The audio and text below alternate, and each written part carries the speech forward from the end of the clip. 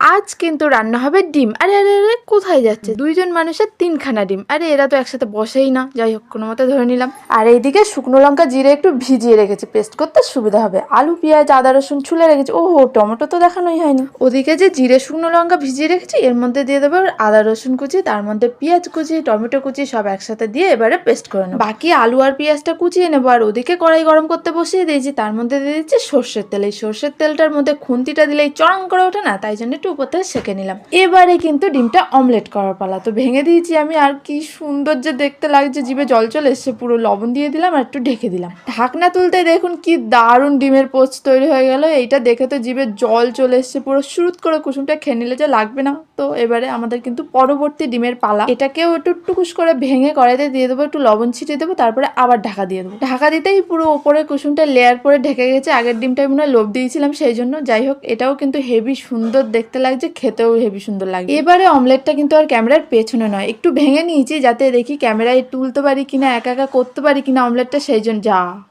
পুরো ভেঙে গেল। বেশি পাকামো করতে গিয়ে আমার ডিমের অমলেটের জায়গায় না ডিমের ভর্তা তৈরি হয়ে যায়। যাই হোক একটু লবণ দিয়ে দেখছিলাম যে গলে গেছে কিনা, পুরো একদম গলে যায়নি, কিছুটা কিছুটা আছে। যাই হোক আর একটু ঢাকা দিয়ে দিলাম, ব্যাস কভার হয়ে গেছে, কোনো আর টেনশনই নেই। যাই হোক দেখুন তো কত সুন্দর কুসুম আছে, এর ভেতরেই আছে, কোনো একটা জায়গায় আছে, ভালোই লাগবে খেতে আমি জানি। তো আলুর টুকরোগুলো এবারে বেশ সুন্দর করে লাল লাল করে ভেজে নেবো, একটু লবণ একটু হলুদ দিয়ে। দেখুন কত সুন্দর করে আমি মাখিয়ে ঠাকিয়ে লাল করে ভেজে নিয়েছি। আলুতে সর্ষের তেল খেয়ে নিয়েছে, তো একটু তেল দিয়ে দিলাম, তার মধ্যে দিয়ে দিয়েছি পেঁয়াজ কুচিটা। এটা ভালোভাবে ভেজে টেজে তারপরে যে পেস্ট করে রেখেছিলাম মশলাটা সেটাই কিন্তু ঢেলে দিলাম।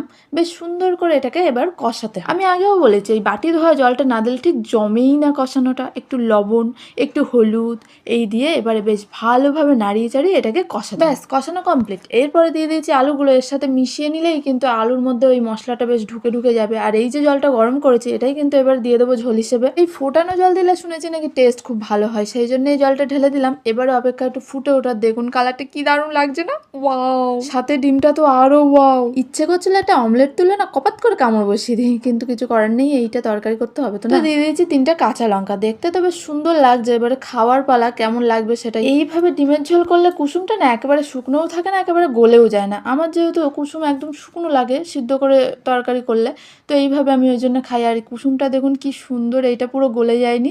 এটা খেতে কিন্তু দারুণ টেস্ট লাগে। আগে তেলের উপরে গোটা গরম মশলা দেওয়া উচিত ছিল, কিন্তু ভুলে গেছি। তো এটা গুঁড়ো করে পরে ছড়িয়ে দিতে পারেন যদি খেতে পারেন, তো আমার তো বেশ ভালোই লাগে। উফ কখন খাবো এবার হচ্ছে সেই অপেক্ষা। তো আমার এটা খেতে দারুণ টেস্ট লাগে, আপনারাও এটা খেয়ে দেখতে পারেন এইভাবেই করে। কেমন হয়েছে জানাবেন কিন্তু।